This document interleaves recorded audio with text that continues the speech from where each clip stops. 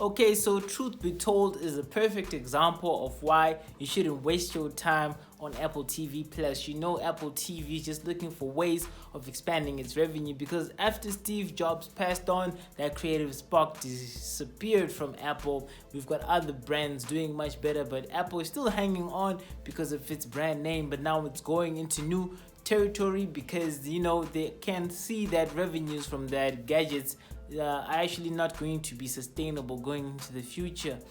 Truth be told, it's not even an original title. There's actually another title for Truth Be Told. If you actually search on the internet, the algorithm will put the other show on top first, so they couldn't even think of a brand new name for themselves. This is Apple just being a copycat, and they know that gullible Apple fans are going to sign up to this because they want to be exclusive. They want to be all Apple like.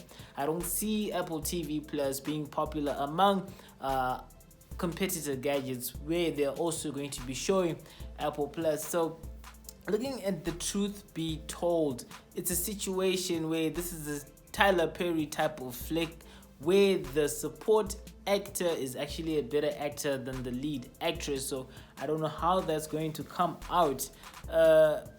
Truth Be Told is a very shallow concept which has been done before. Let me know in the comments below which movies or which series have done this before, where a podcaster on a crime podcast sends someone to jail, then finds out that the person they sent to jail is not the one who's supposed to be in jail. I mean, this is like Jackie Chan type of thing. The ballpark for how good, or can I say how bad, this series will be is Quarry. If those of you who are familiar with Quarry know that Quarry is actually a slow flick which you can doze off of, which you can forget about. This is exactly what's going to happen here. It's just Apple Music trying to put content on the table. I think you should give Apple TV about 2, 3, 4, 5 years before you can actually take them seriously. Stick to your Netflix, stick to your Hulu, HBO, and the like. So let's start by looking at the competition. I'm going to give you the top 10 in this genre. So this is the top 10 drama series that are out now. On number 1, of course, we've got Breaking Bad. Number 2, we've got Band of Brothers. We've got Game of Thrones on 3rd, The Wire, The Sopranos. We've got Fargo, True Detective, Peaky Blinders, Black Mirror, and we've got Westworld. So this is not going to be one of those types that are actually going to crack this top 10. Doesn't have a plot which is deep enough. It doesn't have a cast which is good enough to actually deal with this. Looking at the distributor, which is I think Orit Entertainment EDC, working with Apple. Let's just look at Apple, the distributor here. It's new in the game. If you want to be part of an experiment, go ahead, but I know a lot of you don't want to be guinea pigs. So Truth Be Told is just something you might want to let pass and let Apple actually get its act in order. So the plot for Truth Be Told, when compared to the other plots, shows that it's actually very limited in nature, where the main focus of the plot, in my opinion, is going to be incarcerated. So it's limited in terms of how you can expand things, which reminds me of movies like Phone Booth and all those other things where the main protagonist is in one area and people are coming to see them on etc. So basically what's happening on Truth Be Told is Poppy Pannell is a crime podcaster whose articles play a big part in sending some guy called Warren Cave, who's Aaron Paul, that's his name, right? I think so. Anyway, Warren Cave in the series, is actually sent to jail based on Poppy Pannell's work. And then at some point in time, Warren Cave confesses to the fact that he actually did not commit the murder, and it ends up with Poppy Pannell having to be involved in trying to see whether it's the truth or not, because she's got this hunger for the truth. Reminds me of Chuck Norris, Steven Seagal, and the likes, and she has actually drawn into a world of twists and turns where there are people with ulterior motives who don't want Warren Cave's confession to mean anything, as there are probably other people involved at a higher level that Warren Cave is actually maybe afraid of or is protecting. This also reminds me of True Detective season 3, where people were fronting for other people who actually committed a crime. So there's nothing really original in this, and it's limited in nature because of the fact that Warren Cave will be in jail, and Poppy Pannell, whoever wants to be involved in the plot will be coming to see him there. So that limits the options for how they can express themselves, the number of routes that they can take with the storyline, which will end up in it being a bit of a junk, you know. Looking at the competition, Breaking Bad, you know, Heisenberg is a chemistry teacher who learns that he's dying of lung cancer and gets into the drugs and the likes so as to, you know, leave something for his family when he dies. So he ends up in a whole lot of situations that actually end up taking his life. That was happening in Albuquerque, but in an open setting. And if you noticed, if you follow Breaking Bad, it went in all sorts of directions. It was intriguing. There was really no telling what could have gone down. The way they just manipulated everything and exposed how the drug trade happens in Albuquerque was just so legit. A lot of the things that they did was not a fluke. It was just epic. You also look at number 2, Band of Brothers, just basically sort of like a biopic of how some soldiers who landed on some beach, part of some infantry, actually, you know, ended up dying and whatnot so as to accomplish their mission. Not a very open plot. That's why Band of Brothers did not play out to be like a long-standing series. It was just one season of a mini series, but I think the way that they executed it put it up there. You know, when you do something short, you've got the opportunity to actually make it count, rather than when you stretch out and your skills are really tested. On number 3, we all know Game of Thrones. There's no need for me to talk about Game of Thrones.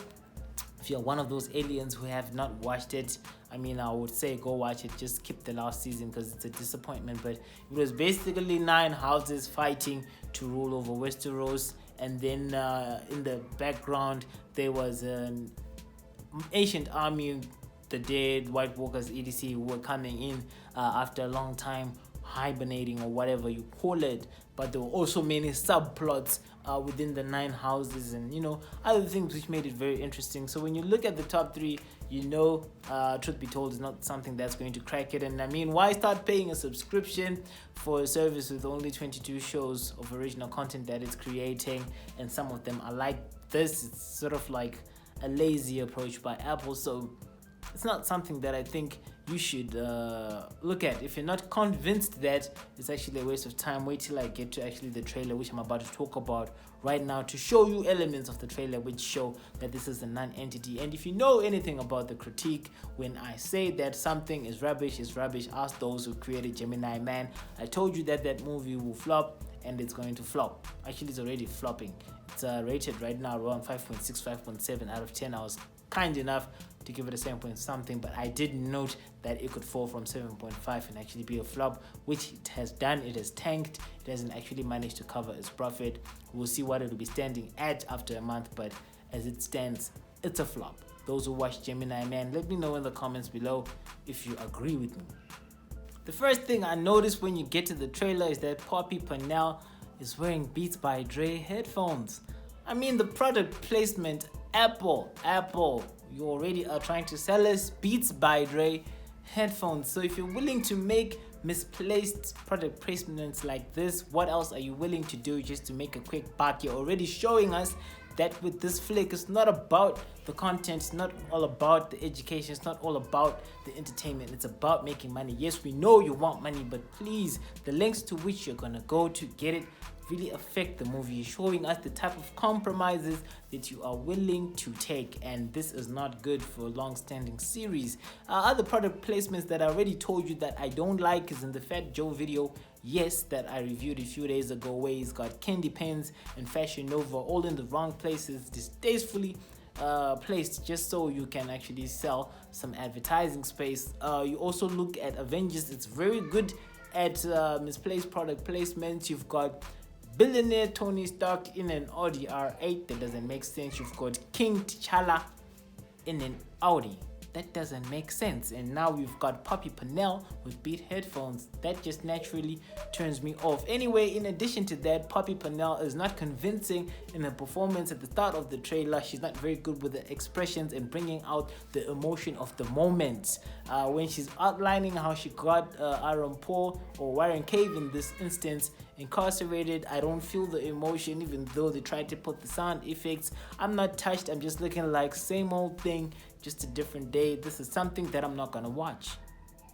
Poppy Pernell might put in a poor performance, but Aaron Paul is a totally different preposition. I actually cringe when he's on the screen and he's doing his thing. This is some top-notch actor who's forced to be a support actor to a lead actress who's not so good. I'm going to wonder how this is actually going to help the show, because if you're someone under somebody who's not good, I know like when you're at work and you know you're better than your boss, it stifles you because you have to operate within the sphere that that person sets. So Aaron Paul's performance might be affected by Octavia Stevens' performance, and this is not going to be good for the show. Tell me what you think about that in the comments below. So looking at this trailer, it seems like these guys are trying to throw us off course by making us think that maybe it's the mother and the daughters who are responsible. It's also showing that from that guy who was telling Cave to actually let go of the issue, there might be other people also involved.